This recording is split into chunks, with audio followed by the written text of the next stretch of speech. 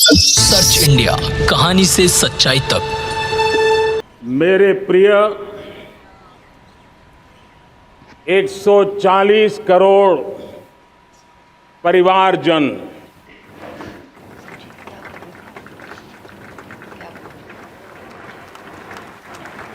दुनिया का सबसे बड़ा लोकतंत्र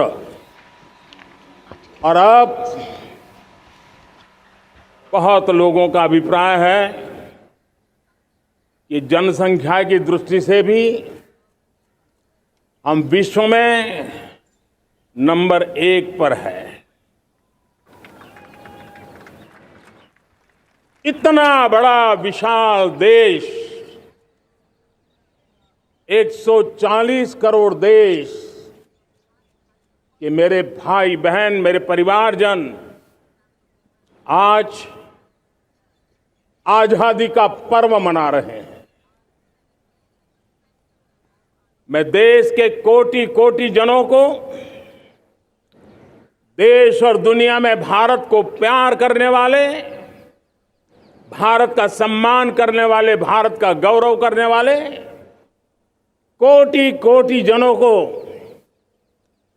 आजादी के इस महान पवित्र पर्व की अनेक अनेक शुभकामनाएं देता हूं। मेरे प्यारे परिवारजन, पूज्य बापू के नेतृत्व में असहयोग का आंदोलन, सत्याग्रह की मूवमेंट और भगत सिंह, सुखदेव, राजगुरु जैसे अनगिनत वीरों का बलिदान, उस पीढ़ी में शायद ही कोई व्यक्ति होगा जिसने देश की आजादी में अपना योगदान न दिया हो। मैं आज देश की आजादी के जंग में जिन जिन ने योगदान दिया है, बलिदान दिए हैं, त्याग किया है, तपस्या की है, उन सबको आदरपूर्वक नमन करता हूं, उनका अभिनंदन करता हूं। आज 15 अगस्त महान क्रांतिकारी और अध्यात्म जीवन के ऋषितुल्य प्रणेता श्री अरबिंदो की 150वीं जयंती पूर्ण हो रही है। ये वर्ष स्वामी दयानंद सरस्वती के 150वीं जयंती का वर्ष है। ये वर्ष रानी दुर्गावती के 500वीं जन्मशती का बहुत ही पवित्र अवसर है, जो पूरा देश बड़े धामधूम से मनाने वाला है।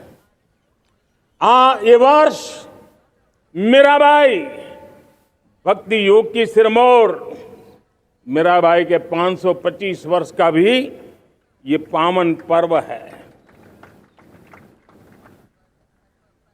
ये बार जो 26 जनवरी हम मनाएंगे वो हमारे गणतंत्र दिवस की 75वीं वर्षगांठ होगी। अनेक प्रकार से अनेक अवसर, अनेक संभावनाएं राष्ट्र निर्माण में जुटे रहने के लिए, पल पल नई प्रेरणा, पल पल नई चेतना, पल पल सपने, पल पल संकल्प, शायद इससे बड़ा कोई अवसर नहीं हो सकता। मेरे प्यारे परिवारजन, इस बार प्राकृतिक आपदा ने देश के अनेक हिस्सों में अकल्पनीय संकट पैदा किए। जिन परिवारों ने इस संकट में सहन किया है, मैं उन सभी परिवारजनों के प्रति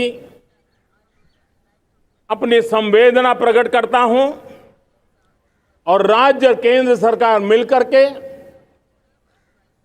उन सभी संकटों से जल्दी से मुक्त होकर के फिर तेज गति से आगे बढ़ेंगे, ये मैं विश्वास दिलाता हूं। मेरे प्यारे परिवारजनों, पिछले कुछ सप्ताह नॉर्थ ईस्ट में, विशेषकर मणिपुर में और हिंदुस्तान के भी अन्य कुछ भागों में, लेकिन विशेषकर मणिपुर में जो हिंसा का दौर चला, कई लोगों को अपना जीवन खोना पड़ा, मां बेटियों के सम्मान के साथ खिलवाड़ हुआ। लेकिन कुछ दिनों से लगातार शांति की खबरें आ रही हैं। देश मणिपुर के लोगों के साथ है। देश मणिपुर के लोगों को पिछले कुछ दिनों से जो शांति बनाए रखी है, उस शांति के पर्व को आगे बढ़ाएं और शांति से ही समाधान का रास्ता निकलेगा। और राज्य और केंद्र सरकार मिलकर के उन समस्याओं के समाधान के लिए भरपूर प्रयास कर रही है, करती रहेगी। मेरे प्यारे परिवारजनों,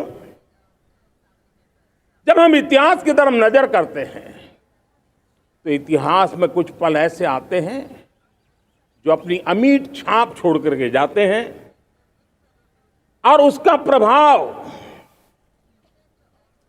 सदियों तक रहता है। और कभी कभी शुरुआत में वो बहुत छोटा लगता है, छोटी सी घटना लगती है, लेकिन वो अनेक समस्याओं की जड़ बन जाती है। हमें याद है 1000-1200 साल पहले इस देश पर आक्रमण हुआ। एक छोटे से राज्य के छोटे से राजा का पराजय हुआ, लेकिन तब पता तक नहीं था कि एक घटना भारत को 1000 साल की गुलामी में फंसा देगी। और हम गुलामी में जकड़ते गए, जो आया लूटता गया, जो जिसका मन चाहा हम पे आके सवार हो गया। कैसा विपरीत काल रहा होगा वो 1000 साल का। मेरे प्यारे परिवारजनों, घटना छोटी क्यों ना हो, लेकिन 1000 साल तक प्रभाव छोड़ के रही है। लेकिन मैं आज इस बात का जिक्र इसलिए करना चाहता हूं कि भारत के वीरों ने इस कालखंड में कोई भूभाग ऐसा नहीं था, कोई समय ऐसा नहीं था जब उन्होंने देश की आजादी के लौ को जलता न रखा हो, बलिदान की परंपरा न बनाई हो। मां भारती बेड़ियों से मुक्त होने के लिए उठ खड़ी हुई थी, जंजीरों को झकझोर रही थी। और देश की नारी शक्ति, देश की युवा शक्ति, देश के किसान, देश के गांव के लोग, मजदूर, कोई हिंदुस्तानी ऐसा नहीं था जो आजादी के सपने को लेकर के जीता न हो। आजादी को पाने के लिए मर मिटने के लिए तैयार होने वालों की एक बड़ी फौज तैयार हो गई थी। जेलों में जवानी खपाने वाले अनेक महापुरुष हमारे देश की आजादी को, इन गुलामी की बेड़ियों को तोड़ने के लिए लगे हुए थे। मेरे प्यारे परिवारजनों, जन चेतना का वो व्यापक रूप, त्याग और तपस्या का वो व्यापक रूप, जन जन के अंदर एक नए विश्वास जगाने वाला वो पल आखिरकार 1947 में देश आजाद हुआ। 1000 साल की गुलामी में संजोए हुए सपने देशवासी पूरे करते हुए देखे। साथियों, मैं 1000 साल पहले की बात इसलिए कह रहा हूं, मैं देख रहा हूं फिर एक बार देश के सामने एक मौका आया है। इस ऐसे कालखंड में हम जी रहे हैं, ऐसे कालखंड में हमने प्रवेश किया है और ये हमारा सौभाग्य है कि भारत के ऐसे अमृत काल में, ये अमृत काल का पहला वर्ष है, या तो हम जवानी में जी रहे हैं या हम मां भारती की गोद में जन्म ले चुके हैं। और ये कालखंड, मेरे शब्द लिख करके रखिए मेरे प्यारे परिवारजनों, इस कालखंड में जो हम करेंगे, जो कदम उठाएंगे, जितना त्याग करेंगे, तपस्या करेंगे, सर्वजन हिताय सर्वजन सुखाय, एक के बाद एक फैसले लेंगे, आने वाले 1000 साल का देश का स्वर्णिम इतिहास उससे अंकुरित होने वाला है। इस कालखंड में होने वाली घटनाएं आगामी 1000 साल के लिए इसका प्रभाव पैदा करने वाली है। गुलामी की मानसिकता से बाहर निकला हुआ देश पंच प्राण को समर्पित होकर के एक नए आत्मविश्वास के साथ आज आगे बढ़ रहा है। नए संकल्पों को सिद्ध करने के लिए वो जी जान से जुड़ रहा है। मेरी भारत माता, जो कभी ऊर्जा का सामर्थ्य था लेकिन राख के ढेर में दबी पड़ी थी, वो भारत मां 140 करोड़ देशवासियों के पुरुषार्थ है, उनकी चेतना से, उनकी ऊर्जा से फिर एक बार जागृत हो चुकी है। मां भारती जागृत हो चुकी है। और मैं साफ देख रहा हूं दोस्तों, यही कालखंड है, पिछले 9-10 साल हमने अनुभव किया है। विश्व भर में भारत की चेतना के प्रति, भारत के सामर्थ्य प्रति एक नया आकर्षण, नया विश्वास, नई आशा पैदा हुई है। और ये प्रकाश पुंज जो भारत से उठा है, वो विश्व को उसमें अपने लिए ज्योति नजर आ रही है। विश्व को एक नया विश्वास पैदा हो रहा है। हमारा सौभाग्य है, कुछ ऐसी चीजें हमारे पास हैं जो हमारे पूर्वजों ने हमें विरासत में दी है और वर्तमान कालखंड ने गढ़ी है। आज हमारे पास डेमोग्राफी है, आज हमारे पास डेमोक्रेसी है, आज हमारे पास डाइवर्सिटी है। डेमोग्राफी, डेमोक्रेसी और डाइवर्सिटी की ये त्रिवेणी भारत के हर सपने को साकार करने का सामर्थ्य रखती है। आज पूरे विश्व में वहां देशों की उम्र ढल रही है, ढलाव पर है, तब भारत यौवन की तरफ ऊर्जावान होकर के बढ़ रहा है। कितने बड़े गौरव का कालखंड है कि आज 30 साल की कम आयु की जनसंख्या दुनिया में सर्वाधिक कहीं है तो ये मेरे भारत मां की गोद में है, ये मेरे देश में है। और 30 साल से कम उम्र की नौजवान हो मेरे देश के पास हो, कोटि कोटि भुजाएं हो, कोटि कोटि मस्तिष्क हो, कोटि कोटि सपने, कोटि कोटि संकल्प हो, तो भाइयों बहनों, मेरे प्रिय परिवारजनों, हम इच्छित परिणाम प्राप्त करके रह सकते हैं। मेरे प्यारे परिवारजनों, देश का भाग्य ऐसी घटनाएं बदल देती है। यह सामर्थ्य देश के भाग्य को बदल देता है। भारत 1000 साल की गुलामी और आने वाले 1000 साल के भव्य भारत के बीच में पड़ाव पर हम खड़े हैं, एक ऐसी संधि पर खड़े हैं। और इसलिए अब हमें न रुकना है, न दुविधा में जीना है। मेरे प्यारे प्रिय परिवारजनों, हमें खोई हुई उस विरासत का गर्व करते हुए, खोई हुई समृद्धि को प्राप्त करते हुए, हमें फिर एक बार, और ये बात मान के चले, हम जो भी करेंगे, हम जो भी कदम उठाएंगे, हम जो भी फैसला लेंगे वो अगले 1000 साल तक अपनी दिशा निर्धारित करने वाला है, भारत के भाग्य को लिखने वाला है। मैं आज मेरे देश के नौजवानों को, मेरे देश की बेटे बेटियों को ये जरूर कहना चाहूंगा, जो सौभाग्य आज मेरे युवाओं को मिला है, ऐसा सौभाग्य शायद ही किसी के नसीब होता है जो आपके नसीब हुआ है, और इसलिए हमें ये गंवाना नहीं है। युवा शक्ति पर मेरा भरोसा है, युवा शक्ति में सामर्थ्य है, और हमारी नीतियां, हमारी रीतियां भी उस युवा सामर्थ्य को और बल देने के लिए है। आज मेरे युवाओं ने दुनिया में पहले 3 स्टार्टअप इकोसिस्टम में भारत को स्थान दिला दिया है। विश्व के युवाओं को अचंभा हो रहा है भारत के इस सामर्थ्य को लेकर के, भारत की इस ताकत को देख करके।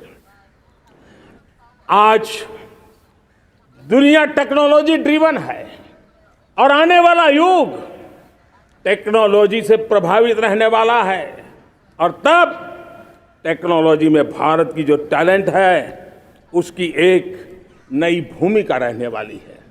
साथियों, मैं पिछले दिनों G20 समिट में बाली गया था, और बाली में दुनिया के समृद्ध देश, दुनिया के विकसित देश भी, उनके मुखिया मुझे भारत की डिजिटल इंडिया की सफलता के लिए बारीकियों से जानने के लिए इच्छुक थे।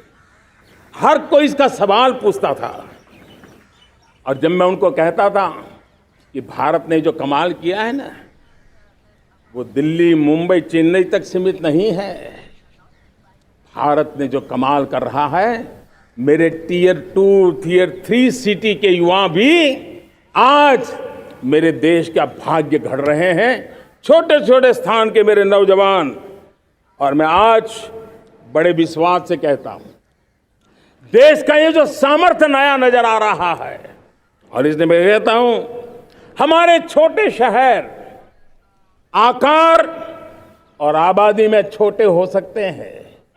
ये हमारे छोटे छोटे शहर, हमारे कस्बे आकार और आबादी में छोटे हो सकते हैं, लेकिन आशा और आकांक्षा, प्रयास और प्रभाव वो किसी से कम नहीं है।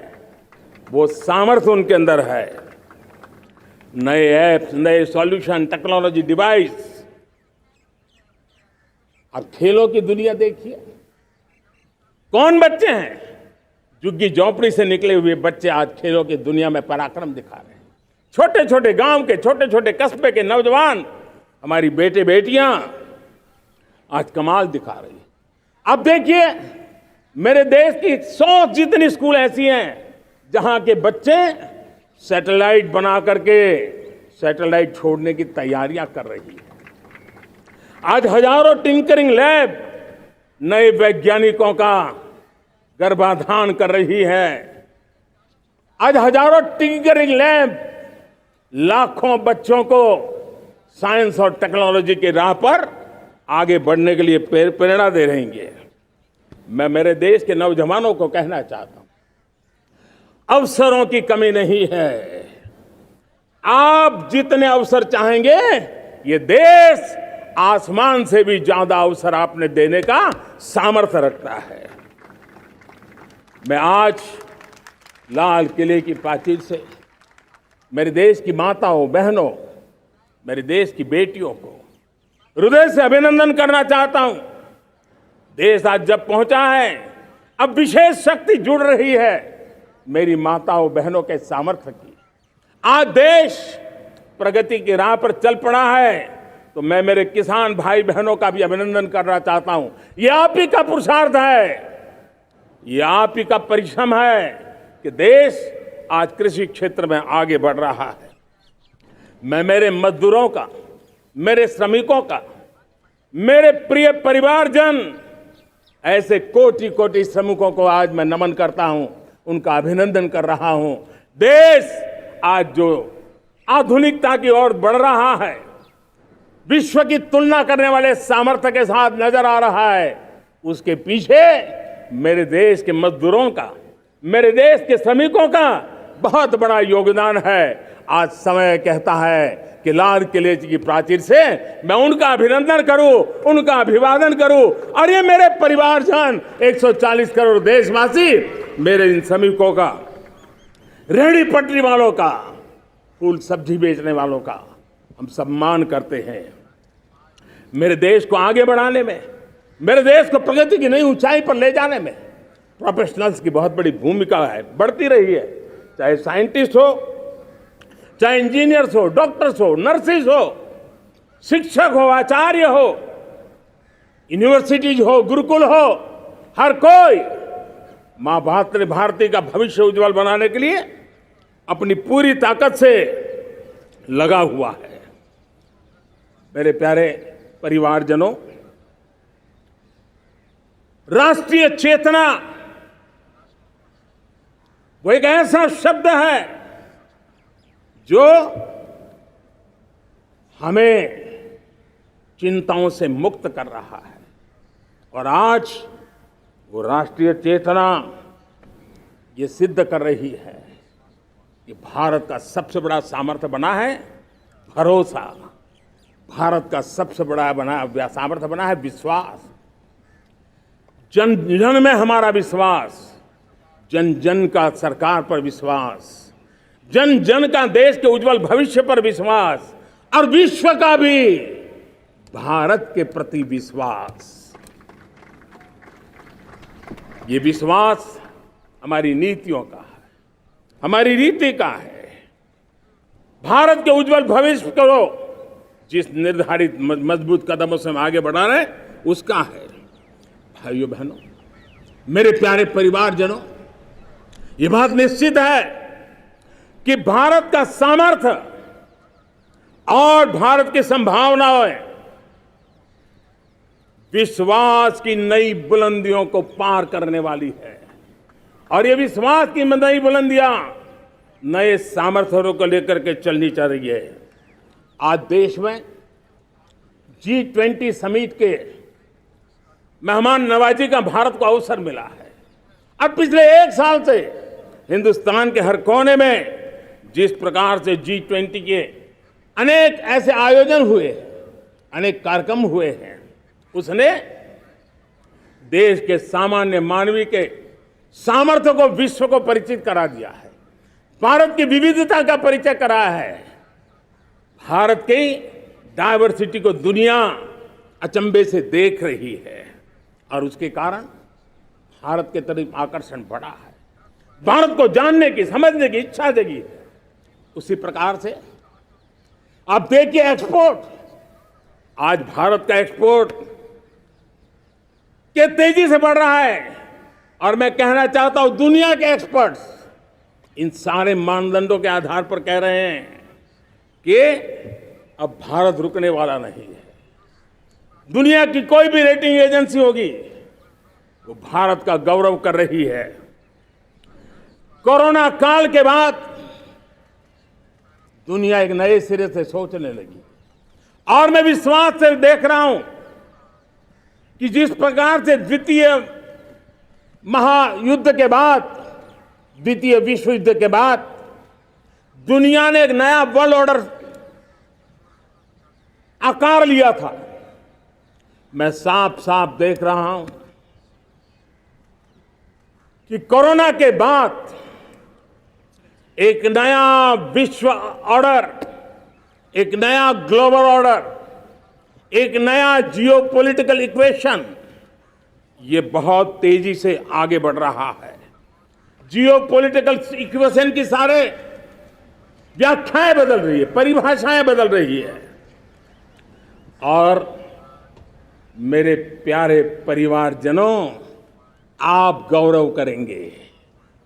बदलते हुए विश्व को शेप देने में आज मेरे 140 करोड़ देशवासियों, आपका सामर्थ्य नजर आ रहा है। आप निर्णायक मोड़ पर खड़े हैं और कोरोना काल में भारत ने जिस प्रकार से देश को आगे बढ़ाया, दुनिया ने हमारे सामर्थ्य को देखा है। जब दुनिया की सप्लाई चेन तहस नहस हो गई थी, बड़ी बड़ी अर्थव्यवस्थाओं पर दबाव था, उस समय भी हमने कहा था हमें विश्व का विकास देखना है तो मानव केंद्रीय होना चाहिए, मानवीय संवेदनाओं से भरा हुआ होना चाहिए और तब जाकर के समस्याओं का सही समाधान निकालेंगे। और कोविड ने हमें सिखाया है या हमें मजबूर किया है, लेकिन मानवीय संवेदनाओं को छोड़ करके हम विश्व का कल्याण नहीं कर सकते। आज भारत ग्लोबल साउथ की आवाज बन रहा है। भारत की समृद्ध विरासत आज दुनिया के लिए एक अवसर बन रहा है। Global economy, global supply chain, इसमें भारत की हिस्सेदारी, मैं पक्का विश्वास से कहता हूं, आज जो भारत ने परिस्थिति पैदा हुई है, आज जो भारत ने कमाया है, वो दुनिया में स्थिरता की गारंटी लेकर के आया है। दोस्तों, अब न हमारे मन में, न 140 करोड़ मेरे परिवारजनों के मन में और न ही दुनिया के मन में कोई इफ्स है, कोई बट्स है। विश्वास बन चुका है। मेरे प्यारे देशवासियों, अब गेंद हमारे पाले में है। हमें अवसर जाने नहीं देना चाहिए, हमें मौका छोड़ना नहीं चाहिए। भारत में मैं मेरे देशवासियों का इसलिए भी अभिनंदन करता हूं कि मेरे देशवासियों में एक नीर क्षीर विवेक का सामर्थ्य है, समस्याओं की जड़ों को समझने का सामर्थ्य है।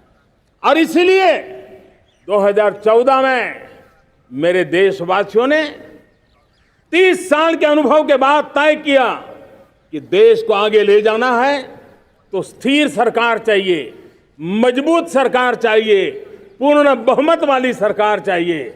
और देशवासियों ने एक मजबूत और स्थिर सरकार बनाई। और 3 दशकों के जो अनिश्चितता का कालखंड था, जो अस्थिरता का कालखंड था, जो राजनीतिक मजबूरियों से देश जकड़ा हुआ था, उससे मुक्ति मिली। मेरे प्यारे परिवारजनों, देश के पास आज एक ऐसी सरकार है, वो सर्वजन हिताय सर्वजन सुखाय, देश के संतुलित विकास के लिए समय का पल पल और जनता की पाई पाई, जनता की भलाई के लिए लगा रही है। और मेरी सरकार, मेरे देशवासियों का मन एक बात से जुड़ा हुआ है। हमारे हर निर्णय, हमारे हर दिशा, उसका एक ही मानदंड है, नेशन फर्स्ट, राष्ट्र प्रथम। और राष्ट्र प्रथम यही दूरगामी परिणाम, सकारात्मक परिणाम पैदा करने वाला है। देश में बड़े स्तर पर काम हो रहा है। और लेकिन मैं कहना चाहूंगा, 2014 में आपने एक मजबूत सरकार बनाई, और मैं कहता हूं 2014 में और 2019 में आपने एक सरकार फॉर्म की, तो मोदी में रिफॉर्म करने की हिम्मत आई। आपने ऐसी सरकार फॉर्म की कि मोदी को रिफॉर्म की हिम्मत आई। और जब मोदी ने एक के बाद एक रिफॉर्म किए, तो मेरे ब्यूरोक्रेसी के लोग, मेरे लाखों हाथ पैर जो हिंदुस्तान के कोने कोने में सरकार के हिस्से के रूप में काम कर रहे हैं, उन्होंने ब्यूरोक्रेसी ने ट्रांसफॉर्म करने के लिए, परफॉर्म करने की जिम्मेवारी बखूबी निभाई। और उन्होंने परफॉर्म करके दिखाया और जनता जनार्दन जुड़ गई, तो वो ट्रांसफॉर्म होता भी नजर आ रहा है। और इसलिए रिफॉर्म, परफॉर्म ट्रांसफॉर्म, ये कालखंड अब भारत के भविष्य को गढ़ रहा है। और हमारी सोच देश की उस ताकतों को बढ़ावा देने पर है जो आने वाले 1000 साल की नींव को मजबूत करने वाले हैं। दुनिया को युवा शक्ति की जरूरत है, युवा स्किल की जरूरत है। हमने अलग स्किल मिनिस्ट्री बनाई, वो भारत की आवश्यकताओं को तो पूरी करेगी, वो दुनिया की आवश्यकताओं को पूरी करने का भी सामर्थ्य रखेगी। हमने जल शक्ति मंत्रालय बनाया। मंत्रालय की बनाने की रचना को भी अगर कोई एनालिसिस करेगा ना, तो इस सरकार के मन मस्तिष्क को बड़े अच्छे ढंग से आप समझ पाएंगे। हमने जल शक्ति मंत्रालय बनाया। ये जल शक्ति मंत्रालय हमारे देश के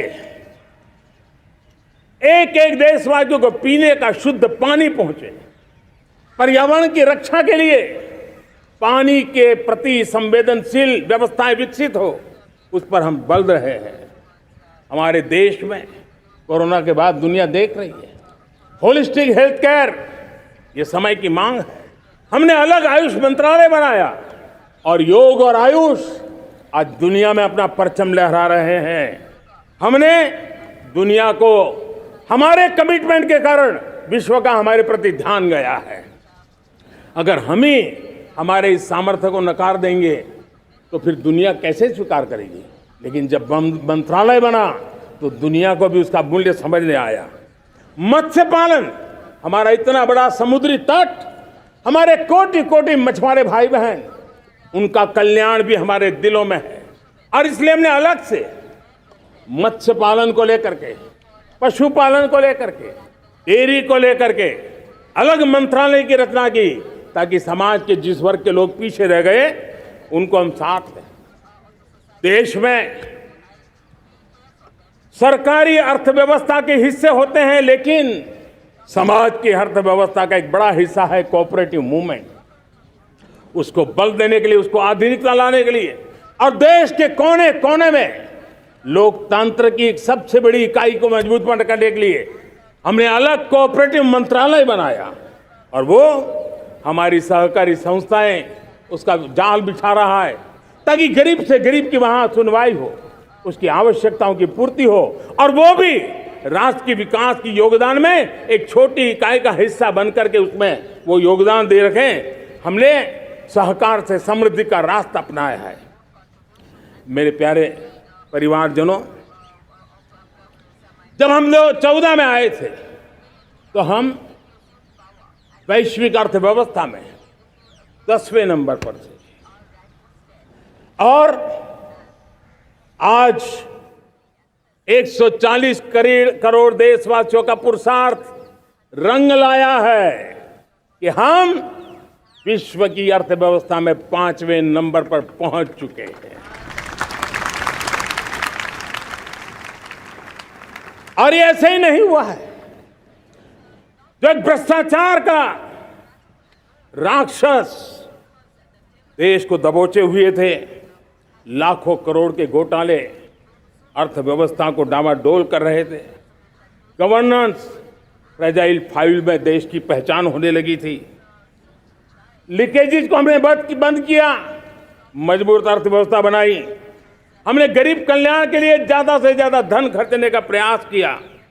और आज मैं देशवासियों को बताना चाहता हूं कि जब देश आर्थिक रूप से समृद्ध होता है तो सिर्फ तिजोरी नहीं भरती है, देश का सामर्थ्य बढ़ता है, देशवासियों का सामर्थ्य बढ़ता है। और तिजोरी का पाई पाई अगर ईमानदारी से जनता जनार्दन के लिए खर्च करने का संकल्प लेने वाली सरकार हो तो परिणाम के साथ है। मैं 10 साल का हिसाब तिरंगे की साक्षी में लाल किले की प्राचीर से मेरे देशवासियों को दे रहा हूं।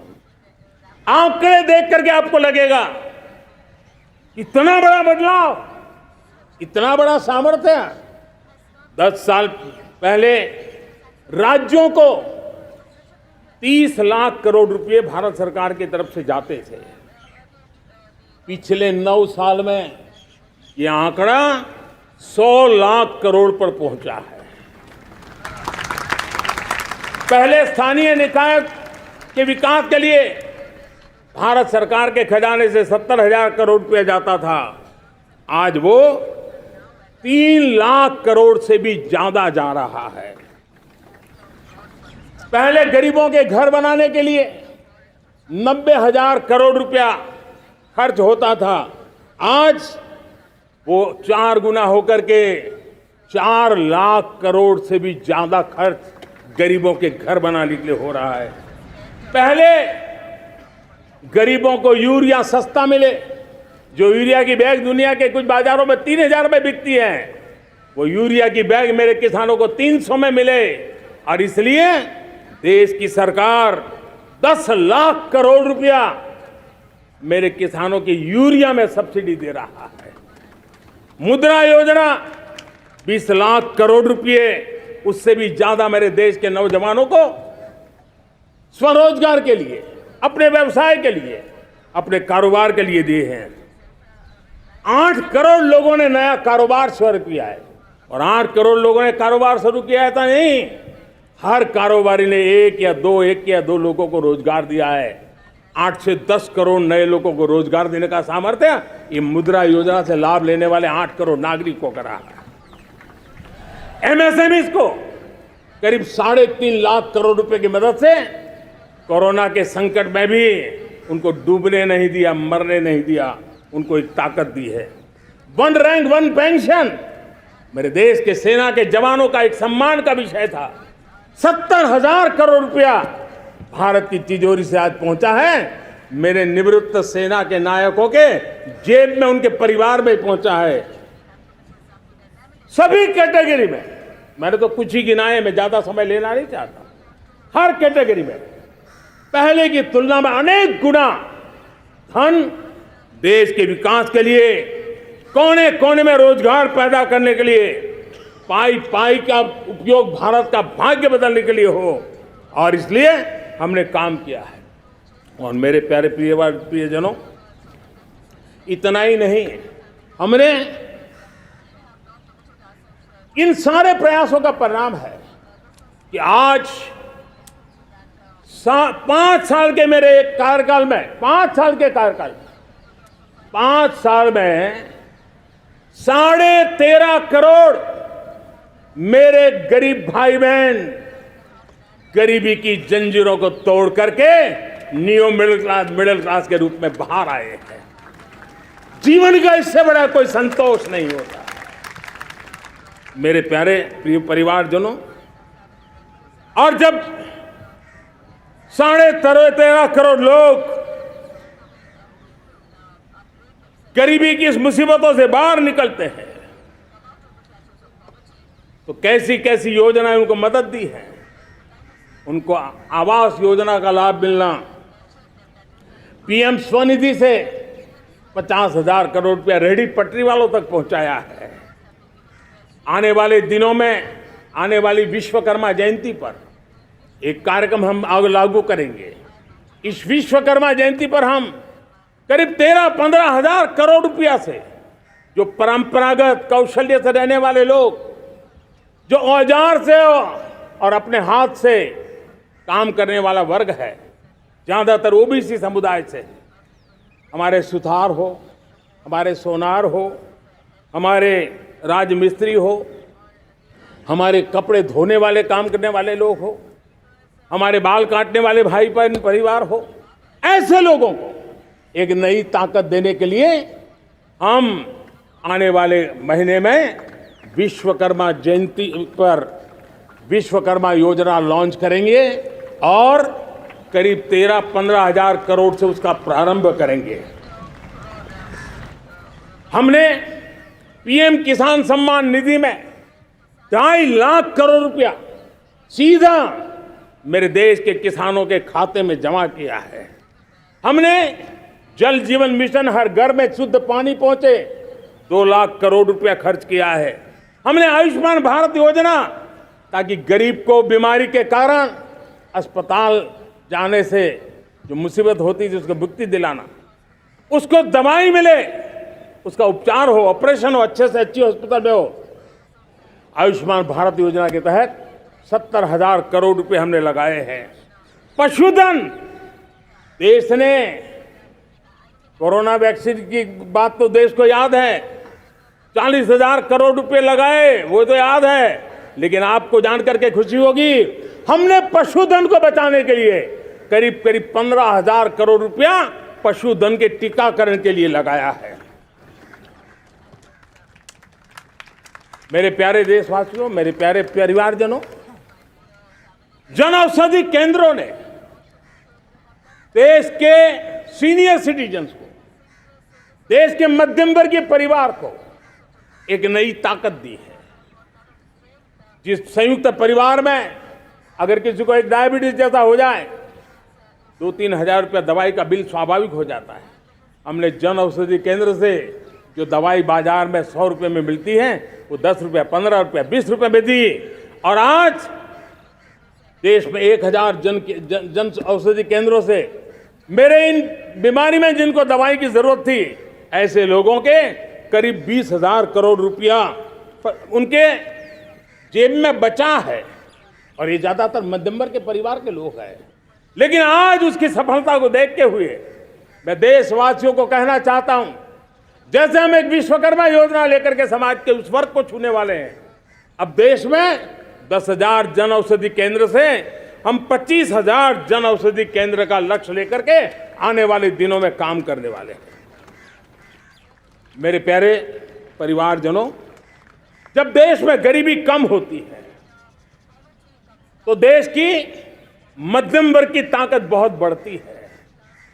और अगर दुनिया में, और मैं आपको विश्वास दिलाता हूं, आने वाले 5 साल में मोदी का गारंटी है, देश पहले 3 वैश्विक इकोनॉमी में अपना जगह ले लेगा। ये पक्का जगह ले लेगा। आज जो 13.5 करोड़ गरीबी से बाहर आए हुए लोग हैं, वो एक प्रकार से मध्यम वर्ग की ताकत बन जाते हैं। जब गरीब की खरीद शक्ति बढ़ती है तो मध्यम वर्ग की व्यापार शक्ति बढ़ती है। जब गांव की खरीद शक्ति बढ़ती है तब कस्बे और शहर की आर्थिक व्यवस्था और तेज गति से दौड़ती है। और यही इंटरकनेक्टेड हमारा अर्थचक्र होता है। हम उसको बल लेकर के आगे चलना चाहते हैं। मेरे प्यारे परिवारजनों, शहर के अंदर जो कमजोर लोग रहते हैं, बिना घर को मुसीबत रहती है, मध्यम वर्ग के परिवार अपना खुद का घर का सपना देख रहे हैं, हम उसके लिए भी आने वाले कुछ सालों के लिए एक योजना लेकर के आ रहे हैं। और जिसमें ऐसे मेरे परिवारजन जो शहरों में अपना घर, शहरों में रहते हैं लेकिन किराए के मकान पे रहते हैं, झुग्गी झोपड़ी में रहते हैं, चाल में रहते हैं, अनऑथराइज्ड कॉलोनीज में रहते हैं, ऐसे मेरे परिवारजन अगर अपना मकान बनाना चाहते हैं तो बैंक से जो लोन मिलेगा उसके ब्याज के अंदर राहत दे करके लाखों रुपयों की मदद करने का हमने निर्णय किया है। मेरे मध्यम वर्ग के परिवार को जब 2 लाख से 7 लाख इनकम टैक्स की सीमा बढ़ जाती है तो सबसे बड़ा लाभ सैलरी क्लास को होता है, मेरे मध्यम वर्ग को होता है।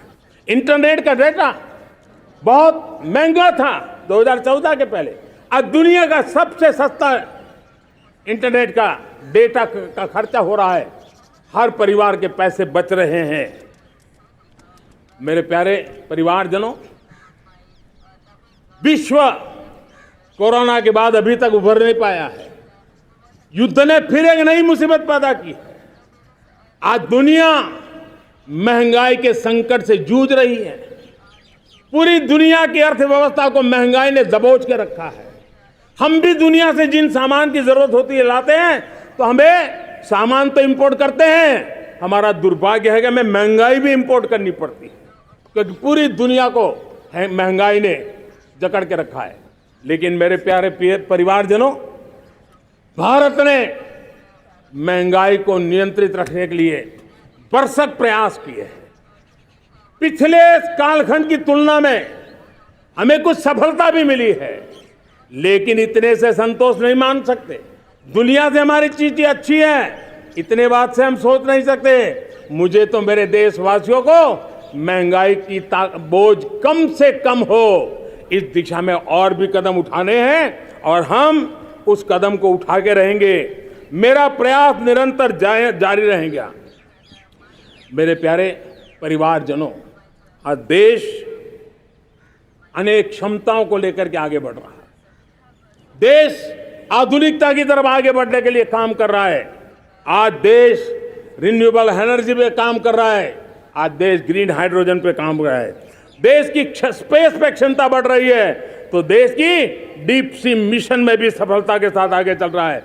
देश में रेल आधुनिक हो रही है, तो वंदे भारत बुलेट ट्रेन भी आज देश के अंदर काम कर रही है। गांव-गांव पक्की सड़कें बन रही है, तो इलेक्ट्रिक बसें, मेट्रो की रचना भी आज देश में हो रहे हैं। आज गांव-गांव तक इंटरनेट पहुंच रहा है, तो क्वांटम कंप्यूटर के लिए भी देश तय कर रहता है।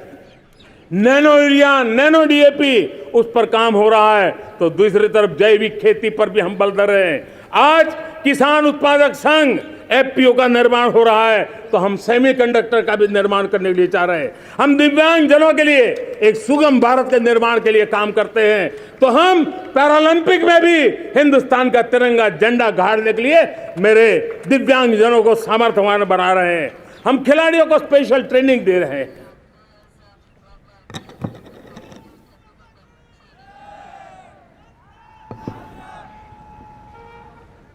आज भारत पुरानी सोच, पुराने ढर्रे को छोड़ करके लक्ष्यों को तय करके लक्ष्यों को प्राप्त करने की जरूरत से चल रहा है।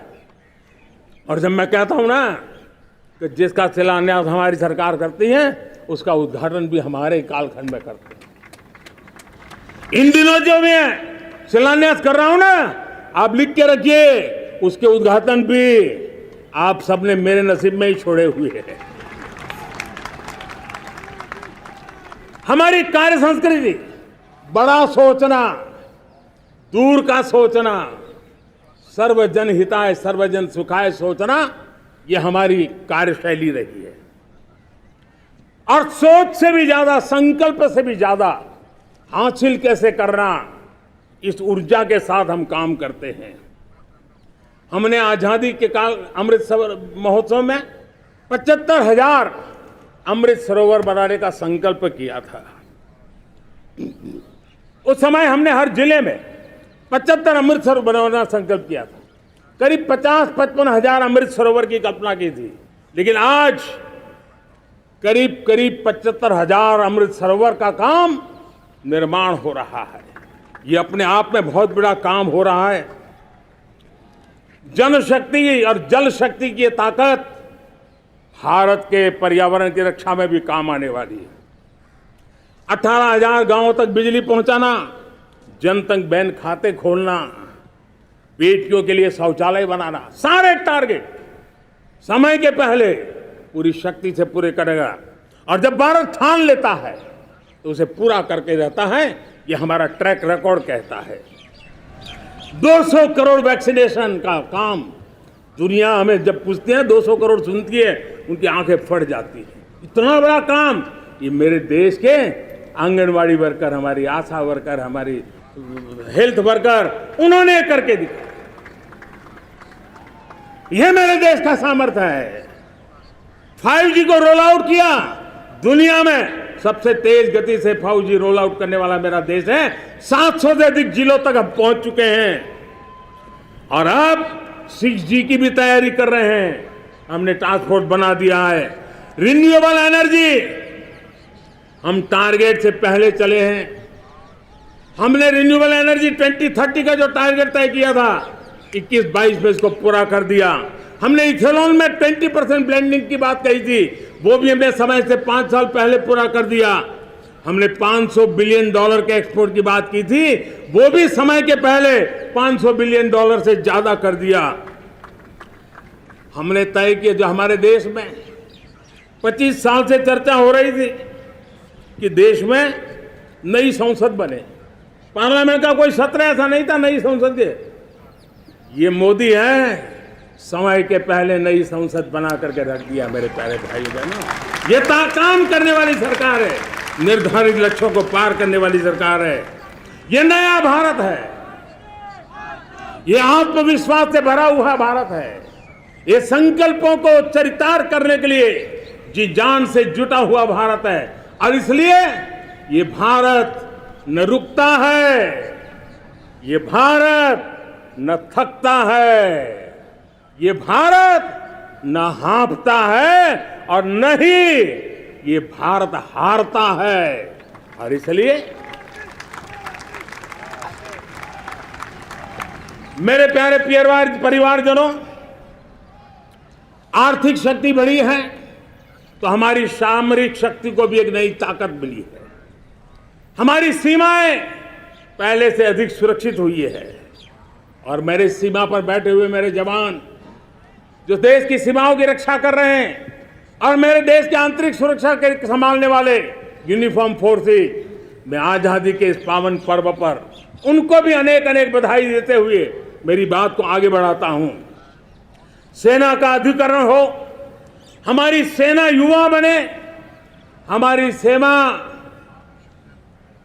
बैटल के लिए रेडी, युद्ध योग्य बने, इसलिए निरंतर रिफॉर्म का काम आज हमारी सेना में हो रहा है।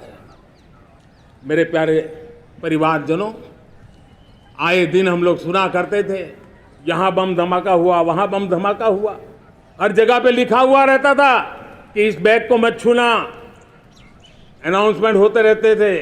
आज देश सुरक्षा की अनुभूति कर रहा है और जब सुरक्षा होती है, शांति होती है, तो प्रगति के नए अरमान हम पूरे कर सकते हैं। उसको लिए सीरियल बम धमाके का जमाना बीती हुई बात हो गई है। निर्दोषों के जो मौत होते थे वो बीते हुए कल की बात हो गई है। आज देश में आतंकी हमलों में भारी कमी आई है। नक्सल प्रभावित क्षेत्रों में भी बहुत बड़ा बदलाव आया है, बहुत बड़ा परिवर्तन का एक वातावरण बना है। मेरे प्यारे परिवारजनों, प्रगति के हर चीज में, लेकिन जब 2047 हम एक विकसित भारत का सपना लेकर के चल रहे हैं तब, और वो सपना नहीं, 140 करोड़ देशवासियों का संकल्प है और उस संकल्प को सिद्ध करने के लिए परिश्रम की पराकाष्ठा भी है। और उसकी सबसे बड़ी ताकत होती है वो राष्ट्रीय चरित्र होता है।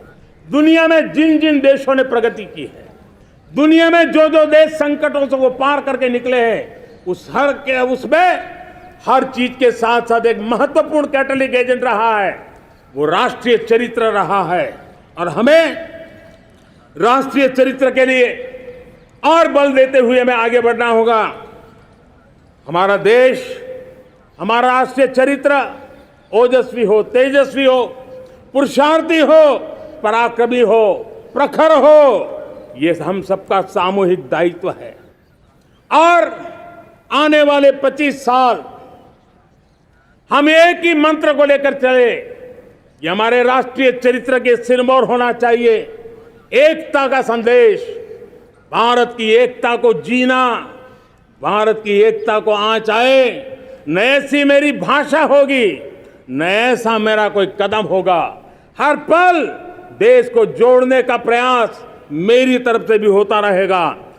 भारत की एकता हमें सामर्थ्य देती है। उत्तर हो, दक्षिण हो, पूर्व हो, पश्चिम हो, गांव हो, शहर हो, पुरुष हो, नारी हो, हम सब ने एकता के भाव के साथ और विविधता भरे देश में एकता का सामर्थ्य होता है।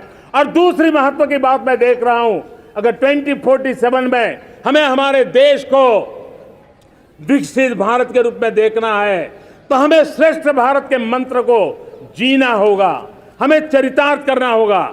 अब हमारे प्रोडक्शन में, मैंने 2014 में कहा था जीरो डिफेक्ट, जीरो इफेक्ट। दुनिया के किसी भी टेबल पर मेक इन इंडिया चीज हो तो दुनिया को विश्वास होना चाहिए, इससे बेहतर दुनिया में कुछ नहीं हो सकता है। ये अल्टीमेट होगा।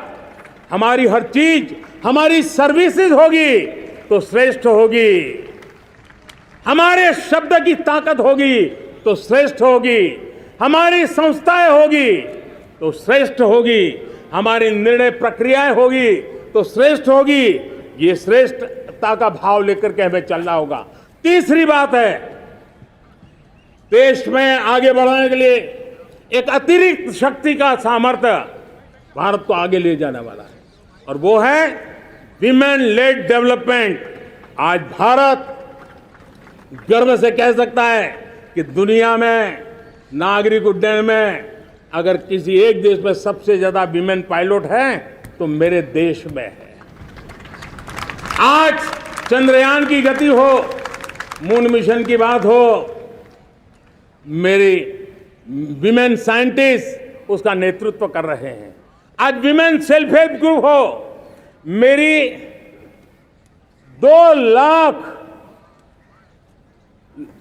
2 करोड़ लखपति दीदी का लक्ष्य लेकर के आज विमेन सेल्फ हेल्प ग्रुप पे हम काम कर रहे हैं। हम हमारी नारी शक्ति के सामर्थ्य को बढ़ावा देते हुए विमेन लेड डेवलपमेंट के, और जब G20 में मैंने विमेन लेड डेवलपमेंट के विषय को आगे बढ़ाया है तो पूरा G20 समूह इसके महत्व को स्वीकार कर रहा है, और उसके महत्व को स्वीकार कर करके वो उसको बहुत बल दे रहे हैं। उसी प्रकार से भारत विविधताओं से भरा देश है। असंतुलित विकास के हम शिकार रहे हैं। मेरा पराया का के कारण हमारे देश के कुछ हिस्से उसके शिकार रहे हैं। अब हमें रीजनल एस्पिरेशंस को, संतुलित विकास को बल देना है, और रीजनल एस्पिरेशंस को लेकर के उस भावना को हमें सम्मान देते हुए, जैसे हमारी भारत माँ का कोई, हमारा शरीर का कोई अंग अगर अविकसित रहे तो हमारा शरीर विकसित नहीं माना जाएगा। हमारा शरीर का कोई अंग दुर्बल रहे तो हमारा शरीर स्वस्थ नहीं माना जाएगा। वैसे ही मेरी भारत माता, उसका कोई एक भूभाग भी, समाज का कोई तबका भी अगर दुर्बल रहे तो मेरी भारत माता समर्थ है, स्वस्थ है, ऐसा बैठ करके हम नहीं बैठ सकते।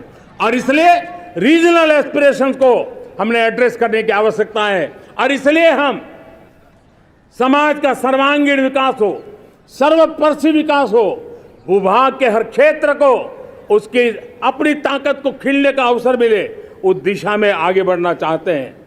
मेरे प्यारे परिवारजनों, भारत एक मदर ऑफ डेमोक्रेसी है। भारत मॉडल ऑफ डाइवर्सिटी भी है। भाषाएं अनेक हैं, बोलियां अनेक हैं, परिधान अनेक हैं, विविधताएं बहुत है। हमने उन सारे लोगों को, सारों को आधार पर आगे बढ़ना है। मेरे प्यारे परिवारजनों, देश के जब मैं एकता की बात करता हूं, तब अगर घटना मणिपुर में होती है तो पीड़ा महाराष्ट्र में होती है। अगर बाढ़ आसाम में आती है तो बेचैन केरला हो जाता है। हिंदुस्तान के किसी भी हिस्से में कुछ भी हो, हम एक अंगांगी भाव की अनुभूति करते हैं। मेरे देश की बेटियों पर जुल्म न हो, यह हमारा सामाजिक भी दायित्व है, यह हमारा पारिवारिक दायित्व भी है, और ये देश के नाते हम सबका दायित्व है। आज जब अफगानिस्तान से गुरु ग्रंथ साहब के स्वरूप को लाते हैं तो पूरा देश गौरव की अनुभूति करता है। जब आज दुनिया के किसी देश में कोविड के काल में मेरा कोई सिख भाई लंगर लगाता है, भूखों को खिलाता है, और दुनिया में वाहवाही होती है, तो हिंदुस्तान का सीना चौड़ा हो जाता है।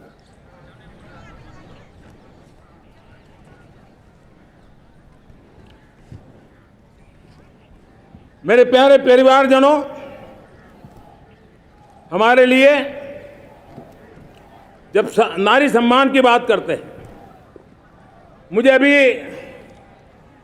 एक देश में दौरा कर रहा था, तो वहाँ एक बहुत ही सीनियर मिनिस्टर, उसने मुझे एक सवाल पूछा। उसने कहा, आपके यहाँ बेटियाँ साइंस और इंजीनियरिंग के विषयों की पढ़ाई करती हैं क्या? उसमें क्या था? मैंने उनको कहा, आज मेरे देश में लड़कों से ज़्यादा बेटियाँ आज स्टेम यानी साइंस, टेक्नोलॉजी, इंजीनियरिंग और मैथ्स, अधिकतम भाग मेरी बेटियां ले रही। तो उनके लिए अचरज था। ये सामर्थ्य आज हमारे देश का देख रहा है। मेरे प्यारे परिवारजनों, आज 10 करोड़ महिलाएं विमेन सेल्फ हेल्प में जुड़ी हुई है। और विमेन सेल्फ हेल्प ग्रुप के साथ आप गांव में जाएंगे तो आपको बैंक वाली दीदी मिलेगी, आपको आंगनवाड़ी वाली दीदी मिलेगी, आपको दवाई देने वाली दीदी मिलेगी। और अब मेरा सपना है 2 करोड़ लखपति दीदी बनाने का, गांव में 2 करोड़ लखपति दीदी। और इसके लिए एक नया अभिगम भेजा, साइंस और टेक्नोलॉजी। हमारे गांव की महिलाओं का भी सामर्थ्य देखता हूं मैं, और इसलिए हम एक नई योजना सोच रहे हैं कि हमारे एग्रीकल्चर सेक्टर में टेक्नोलॉजी आए, एग्री टेक को बल मिले। इसलिए विमेन सेल्फ हेल्प ग्रुप की बहनों को हम ट्रेनिंग देंगे, ड्रोन चलाने की, ड्रोन रिपेयरिंग की हम ट्रेनिंग देंगे।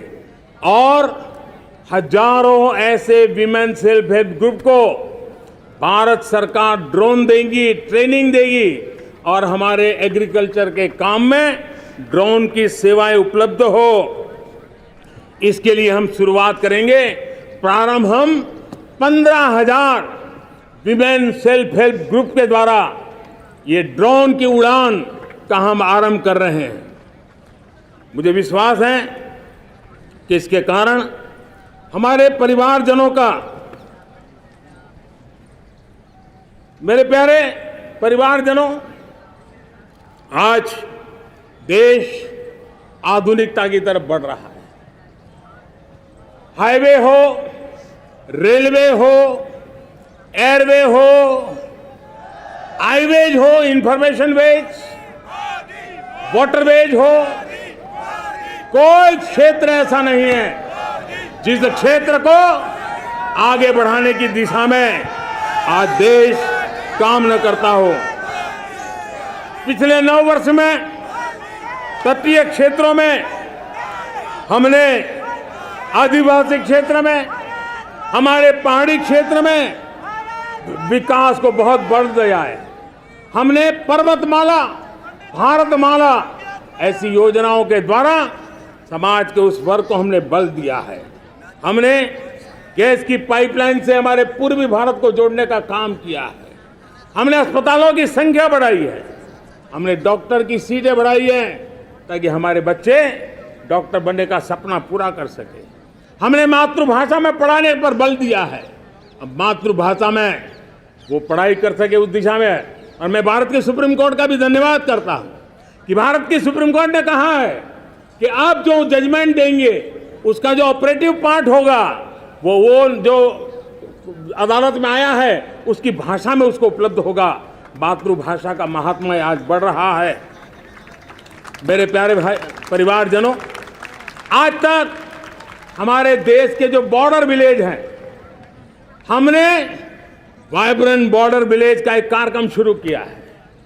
और वाइब्रेंट बॉर्डर विलेज, अब तक इसके लिए कहा जाता था देश के आखिरी गांव। हमने उस पूरी सोच को बदला है, वो देश का आखिरी गांव नहीं है। सीमा पर जो नजर आ रहा है वो मेरे देश का पहला गांव है।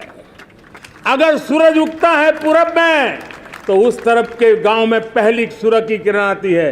अगर सूरज ढलता है तो इस तरफ के गांव में आखिरी किरण उसका लाभ मिलता है। ये मेरे पहले गांव है और मुझे खुशी है कि आज मेरे इस कार्यक्रम के विशेष मेहमान, ये जो पहले गांव है, सीमावर्ती गांव है, उसके 600 प्रधान आज इस लाल किले की प्राचीर के इस महत्वपूर्ण कार्यक्रम का हिस्सा बनने के लिए आए। पहली बार वो इतनी दूर तक आए हैं, नए संकल्प और सामर्थ्य के साथ जुड़ने के लिए आया है। मेरे प्यारे परिवारजनों, हमने संतुलित विकास के लिए एस्पिरेशनल डिस्ट्रिक्ट, एस्पिरेशनल ब्लॉक की कल्पना की और आज उसके सुखद परिणाम मिल रहे हैं। आज राज्य के जो नॉर्मल पैरामीटर्स हैं, जो एस्पिरेशनल डिस्ट्रिक्ट कभी बहुत पीछे थे, वो आज राज्य में भी अच्छा करने लग गए हैं। और मुझे विश्वास है कि आने वाले दिनों में ये हमारे आकांक्षी जिले, हमारे आकांक्षी बॉल अवश्य आगे बढ़ेंगे। जैसे मैंने कहा था, भारत का चरित्र की चर्चा कर रहा था, तो मैंने पहला कहा था भारत की एकता, दूसरा कहा था भारत श्रेष्ठता की तरफ बल दें। तीसरा कहा था विमेन लेड डेवलपमेंट की मैंने बात कही थी। और मैं आज एक बात और कहना चाहता हूं कि हम जैसे रीजनल एस्पिरेशन, मैंने चौथी बात कही थी, पांचवी महत्व की बात, और भारत ने उस दिशा में ध्यान, और वो है हमारा राष्ट्रीय चरित्र विश्व मंगल के लिए सोचने वाला होना चाहिए। हमें देश को इतना मजबूत बनाना है जो विश्व मंगल के लिए भी अपनी भूमिका अदा करे। और आज कोरोना के बाद मैं देख रहा हूं जिस प्रकार से संकट की घड़ी में देश ने दुनिया की मदद की, उसका परिणाम है कि आज दुनिया में हमारा देश एक विश्व मित्र के रूप में, विश्व का अटूट साथी के रूप में आज मेरे देश की पहचान बनी है। हमें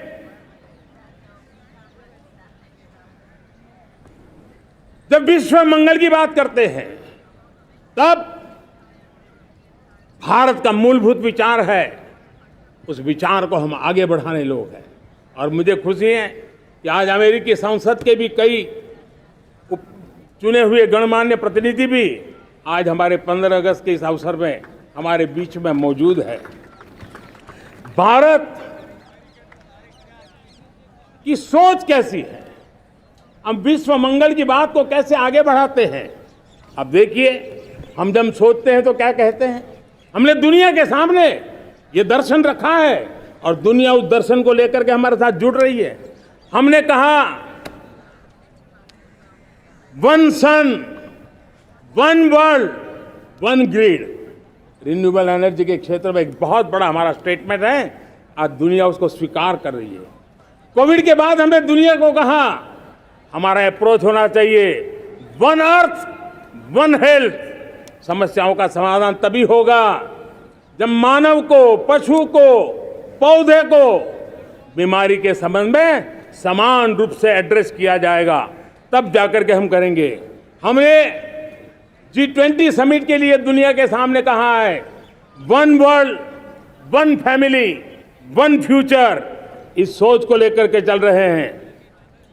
हमने क्लाइमेट को लेकर के दुनिया जो संकट से जूझ रही है, हमने रास्ता दिखाया है, लाइफ मिशन लॉन्च किया है, लाइफस्टाइल फॉर एनवायरनमेंट। हमने दुनिया के सामने इंटरनेशनल सोलर अलायंस बनाया और आज दुनिया के कई देश इंटरनेशनल सोलर अलायंस का हिस्सा बन रहे हैं। हमने बायोडायवर्सिटी का महत्व देखते हुए बिग कैट अलायंस की व्यवस्था को हमने आगे बढ़ाया है।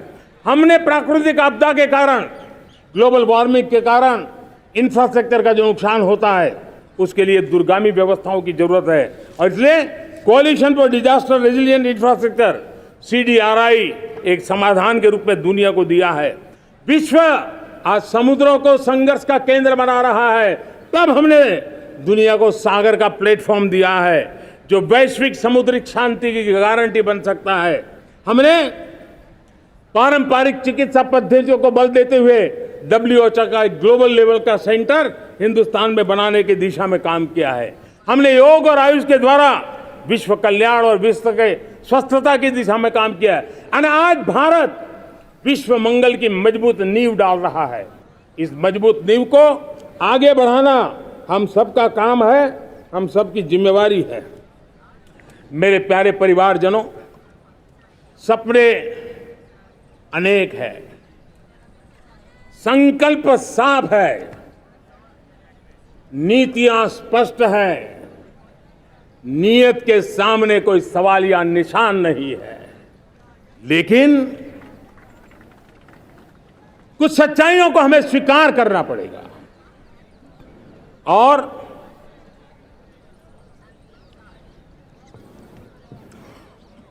उसके समाधान के लिए मेरे प्रिय परिवारजनों, मैं आज लाल किले से आपकी मदद मांगने आया हूं।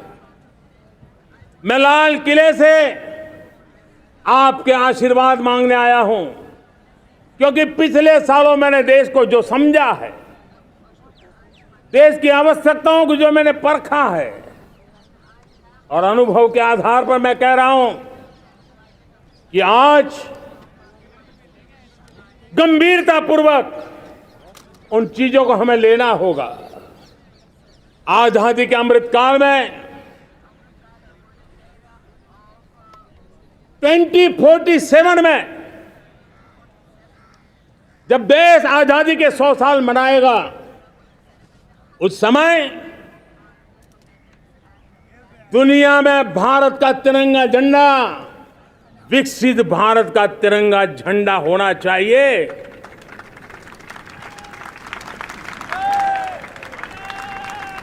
रत्ती भर भी हमें रुकना नहीं है, पीछे नहीं हटना है। और इसके लिए शुचिता, पारदर्शिता और निष्पक्षता, ये पहली मजबूती की जरूरत है। हमें उस मजबूती को जितना ज्यादा खाद पानी दे सकते हैं, संस्थाओं के माध्यम से दे सकते हैं, नागरिक के नाते दे सकते हैं, परिवार के नाते दे सकते हैं, ये हमारा सामूहिक दायित्व होना चाहिए। और इसलिए पिछले 75 साल का इतिहास देखिए, भारत के सामर्थ्य में कोई कमी नहीं थी। अरे जो देश कभी सोना की चिड़िया कहा जाता था, वो देश क्यों न फिर से उस सामर्थ्य को लेकर के खड़ा हो सकता है।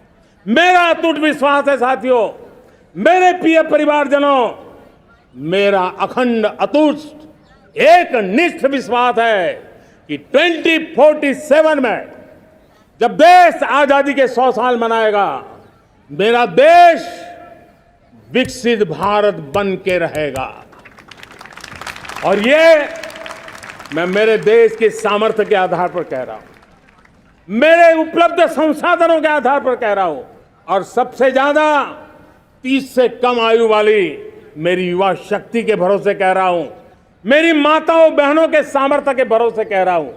लेकिन उसके सामने अगर कोई रुकावट है, कुछ विकृतियां पिछले 75 साल में ऐसे घर कर गई है, हमारी समाज व्यवस्था का ऐसा हिस्सा बन गई है कि कभी कभी तो हम आंख भी बंद कर देते हैं।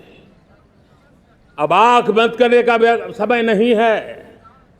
अगर सपनों को सिद्ध करना है, संकल्प को पार करना है, तो हमें ये आंख मिचौली बंद करके, आंख में आंख मिला करके 3 बुराइयों से लड़ना बहुत समय की मांग है।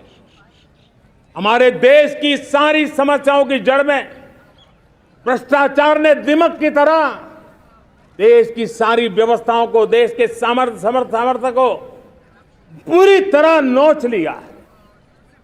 भ्रष्टाचार से मुक्ति, भ्रष्टाचार के खिलाफ जंग हर इकाई में, हर क्षेत्र में। और मैं देशवासियों, मेरे प्रिय परिवारजनों, ये मोदी के जीवन का कमिटमेंट है। ये मेरे अपने व्यक्तित्व का एक कमिटमेंट है कि मैं भ्रष्टाचार के खिलाफ लड़ाई लड़ता रहूंगा। दूसरा, हमारे देश को नोच लिया है परिवारवाद ने।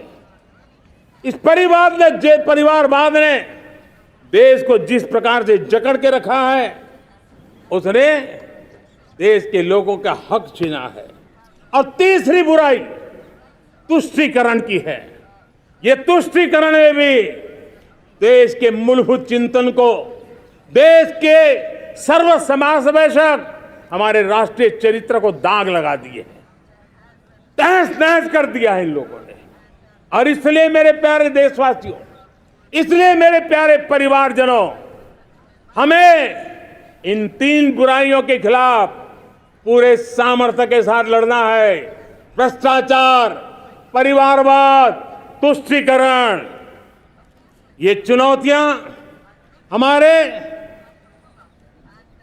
ये ऐसी चीजें पनपी है जो हमारे देश के लोगों का जो आकांक्षा है उसका दमन करती है। हमारे देश के कुछ लोगों के पास जो छोटा मोटा सामर्थ्य है उसका शोषण करती है। ये ऐसी चीजें हैं जो हमारे लोगों की आशा आकांक्षाओं को सवाल या निशान में गाड़ देती है। हमारे गरीब हो, हमारे दलित हो, हमारे पिछड़े हो, हमारे पसमानदा हो, हमारे आदिवासी भाई बहन हो, हमारी माताएं बहनें हो, हमने सबने उनके हकों के लिए इन 3 बुराइयों से मुक्ति पानी है। हमें भ्रष्टाचार के खिलाफ एक नफरत का माहौल बनाना है। जैसे गंदगी हमें नफरत पैदा करते हैं ना मन में, गंदगी पसंद नहीं है, ये सार्वजनिक जीवन की इससे बड़ी कोई गंदगी नहीं हो सकती। और इसलिए हमारे स्वच्छता अभियान को एक नया मोड़ ये भी देना है कि हमें भ्रष्टाचार से मुक्ति पानी है। सरकार टेक्नोलॉजी से भ्रष्टाचार की मुक्ति के लिए बहुत प्रयास कर रही है। आपको जानकर के हैरानी होगी, इस देश में पिछले 9 साल में एक काम मैंने ऐसे किया, आंकड़ा सुनोगे तो लोग कहेंगे मोदी ऐसा करता है, जैसे 10 करोड़ लोग करीब करीब जो गलत फायदा उठाते थे वो मैंने रोक दिया। तो आप में से कोई कहेगा आपने लोगों से अन्याय कर दिया।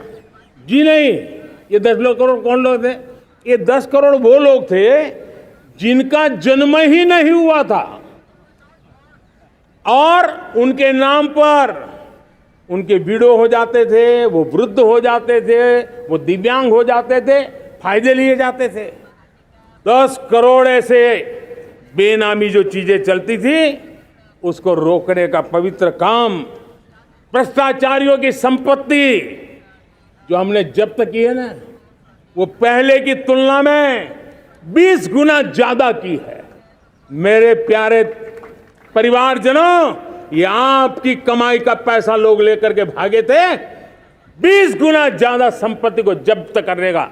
और इसलिए लोगों की मेरे प्रति नाराजगी होना बहुत स्वाभाविक है, लेकिन मुझे भ्रष्टाचार के खिलाफ की लड़ाई को आगे बढ़ाना है। हमारे सरकारी व्यवस्था ने पहले कैमरा के सामने तो कुछ हो जाता था, लेकिन बाद में चीजें अटक जाती थी। हमने पहले की तुलना में कई गुना ज्यादा अदालत में चार्जशीट की है और अब जमानतें भी नहीं मिलती हैं। वैसी पक्की व्यवस्था को लेकर के हम आगे बढ़ रहे हैं, क्योंकि हम ईमानदारी से भ्रष्टाचार के खिलाफ लड़ रहे हैं। आज परिवारवाद और तुष्टीकरण, इसने देश का बहुत बड़ा दुर्भाग्य किया है। अब लोकतंत्र में ये कैसे हो सकता है कि पॉलिटिकल पार्टी, और मैं विशेष बल दे रहा हूं पॉलिटिकल पार्टी, आज मेरे देश के लोकतंत्र में एक ऐसी विकृति आई है जो कभी भारत के लोकतंत्र को मजबूती नहीं दे सकती। और वो क्या है बीमारी? परिवारवादी पार्टियां। और उनका तो मंत्र क्या है? Party of the family, by the family and for the family. इनका तो जीवन मंत्र यही है कि उनकी पॉलिटिकल पार्टी, उनका राजनीतिक दल परिवार का, परिवार के द्वारा और परिवार के लिए, परिवारवाद और भाई भतीजावाद प्रतिभाओं के दुश्मन होते हैं, योग्यता को नकारते हैं, सामर्थ्य को स्वीकार नहीं करते हैं। और इसलिए परिवारवाद इस देश के लोकतंत्र की मजबूती के लिए उसकी मुक्ति जरूरी है। सर्वजन हिताय सर्वजन सुखाय, हर किसी को हक मिले इसलिए, और सामाजिक न्याय के लिए भी ये बहुत। उसी प्रकार से तुष्टीकरण ने सामाजिक न्याय का सबसे बड़ा नुकसान किया। अगर सामाजिक न्याय को तबाह किसने किया है तो ये तुष्टीकरण की सोच, तुष्टीकरण की राजनीति, तुष्टीकरण का सरकारी योजनाओं का तरीका, इसने सामाजिक न्याय को मौत के घाट उतार दिया है। और इसलिए हमें तुष्टीकरण, भ्रष्टाचार, ये विकास का सबसे बड़ा दुश्मन है। अगर देश विकास चाहता है, देश 2047 विकसित भारत का सपना का साकार करना चाहता है, तो हमारे लिए आवश्यक है कि हम किसी भी हालत में देश में भ्रष्टाचार को सहन नहीं करेंगे। इस मूड को लेकर के चलना चाहिए। मेरे प्यारे परिवारजनों, हम सबका एक बहुत बड़ा महत्वपूर्ण दायित्व है।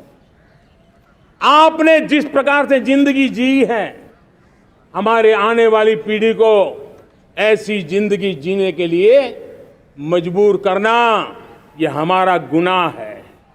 यह हमारा दायित्व है कि हमारे आने वाली पीढ़ी को हम ऐसा समृद्ध देश दें, ऐसा संतुलित देश दें, ऐसा सामाजिक न्याय की धरोहर वाला देश दें, ताकि छोटी छोटी चीजों को पाने के लिए उन्हें कभी भी संघर्ष न करना पड़े। हम सभी का कर्तव्य, हर नागरिक का कर्तव्य है, और ये अमृत काल कर्तव्य काल है। हम कर्तव्य से पीछे नहीं उठ सकते। हमें वो भारत बनाना है जो पूज्य बापू के सपनों का था। हमें वो भारत बनाना है जो हमारे स्वतंत्र सेनानियों का सपना था। हमें वो भारत बनाना है जो हमारे वीर शहीदों का था, हमारी वीरांगनाओं का था, जिन्होंने मातृभूमि के लिए अपना जीवन दे दिया था। मेरे प्यारे परिवारजनों, मैं जब 2014 में आपके पास आया था, तब 2014 में मैं परिवर्तन का वादा लेकर के आया था। 2014 में मैंने आपको वादा किया था, मैं परिवर्तन लाऊंगा, और 140 करोड़ मेरे परिवारजन, आपने मुझ पे भरोसा किया और मैंने विश्वास पूरा करने की कोशिश की। रिफॉर्म, परफॉर्म, ट्रांसफॉर्म, वो 5 साल जो वादा था वो विश्वास में बदल गया, क्योंकि मैंने परिवर्तन का वादा किया था। रिफॉर्म, परफॉर्म, ट्रांसफॉर्म के द्वारा मैंने इस वादे को विश्वास में बदल दिया। कठोर परिश्रम किया है, देश के लिए किया है, शान से किया है, सिर्फ और सिर्फ नेशन फर्स्ट, राष्ट्र सर्वोपरि, इस भाव से किया है। 2019 में परफॉर्मेंस के आधार पर आप सबने मुझे फिर से आशीर्वाद दिया। परिवर्तन का वादा मुझे यहां ले आया, परफॉर्मेंस मुझे दोबारा ले आया, और आने वाले 5 साल अभूतपूर्व विकास के हैं। 2047 के सपने को साकार करने का सबसे बड़ा स्वर्णिम पल आने वाले 5 साल है। और अगली बार 15 अगस्त को इसी लाल किले से मैं आपको देश की उपलब्धियां, आपके सामर्थ्य, आपके संकल्प, उसमें हुई प्रगति, उसकी जो सफलता है, उसके गौरवगान, उससे भी अधिक आत्मविश्वास के सामने, आपके सामने मैं प्रस्तुत करूंगा। मेरे प्यारे प्रियजनों, मेरे परिवारजनों, मैं आप में से आता हूं, मैं आपके बीच से निकला हूं, मैं आपके लिए जीता हूं। अगर मुझे सपना भी आता है तो आपके लिए आता है।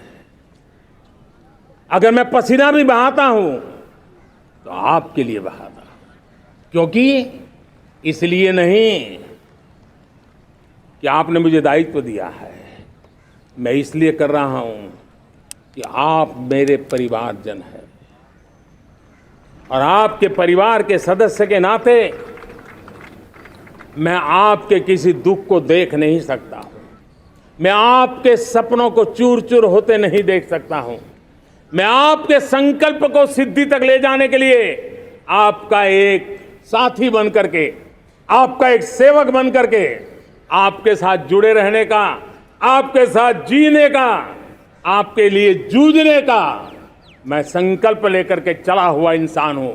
और मुझे विश्वास है, हमारे पूर्वजों ने आजादी के लिए जो जंग लड़ा था, जो सपने देखे थे, वो सपने हमारे साथ है। आजादी के जंग में जिन्होंने बलिदान दिया था, उनके आशीर्वाद हमारे साथ है। और 140 करोड़ देशवासियों को एक ऐसा अवसर आया है, ये अवसर हमारे लिए एक बहुत बड़ा संबल लेकर के आया है। और इसलिए मेरे प्यारे प्रियजनों, आज जब मैं अमृतकाल में आपके साथ बात कर रहा हूं, ये अमृतकाल का पहला वर्ष है। ये अमृतकाल के पहले वर्ष पर जब मैं आपसे बात कर रहा हूं, तो मैं आपको पूरे विश्वास से कहना चाहता हूं, चलता चलाता काल चक्र, चलता चलाता काल चक्र, अमृत काल का भाल चक्र, चलता चलाता काल चक्र, अमृत काल का भाल चक्र, सबके सपने, सबके सपने अपने सपने, सबके सपने अपने सपने, पनपे सपने सारे, सबके सपने अपने सपने, पनपे सपने सारे, धीर चले वीर चले, धीर चले वीर चले, चले युवा हमारे, धीर चले वीर चले, चले युवा हमारे, नीति सही, नीति सही, रीति नहीं, नीति सही, रीति नहीं, गति सही, गति सही, राह नहीं, गति सही, राह नहीं। चुनो चुनो चुनौती, चुनो चुनौती सीना तान, चुनो चुनौती सीना तान, जग में बढ़ाओ देश का नाम, चुनो चुनौती सीना तान, जग में बढ़ाओ देश का नाम। मेरे प्यारे परिवारजनों, हिंदुस्तान के कोने कोने में बैठे हुए मेरे परिवारजन, दुनिया के कोने कोने में जाकर के बसे हुए मेरे परिवारजन, आप सबको आजादी के पावन पर्व की फिर एक बार मैं बहुत बहुत शुभकामनाएं देता हूं। ये अमृतकाल हम सबके लिए कर्तव्य काल है। ये अमृतकाल हम सबको मां भारती के लिए कुछ कर गुजारने का काल है। आजादी का जब जंग चल रहा था 1947 के पहले, जो पीढ़ी ने जन्म लिया था, उन्हें देश के लिए मरने का मौका मिला था। वो देश के लिए मरने के लिए मौका नहीं छोड़ते थे, लेकिन हमारे नसीब में देश के लिए मरने का मौका नहीं है। लेकिन हमारे लिए देश के लिए जीने का ये इससे बड़ा कोई अवसर नहीं होता। हमें पल पल देश के लिए जीना है। इसी संकल्प के साथ इस अमृतकाल में 140 करोड़ देशवासियों के सपने संकल्प भी बनाने हैं। 140 करोड़ देशवासियों के संकल्प को सिद्धि में भी परिवर्तित करना है। और 2047 का जब तिरंगा झंडा फहरेगा तो विश्व एक विकसित भारत का गुणगान करता होगा। इसी विश्वास के साथ, इसी संकल्प के साथ मैं आप सबको अनेक अनेक शुभकामनाएं देता हूं, बहुत बहुत बधाई देता हूं। जय हिंद, जय हिंद, जय हिंद।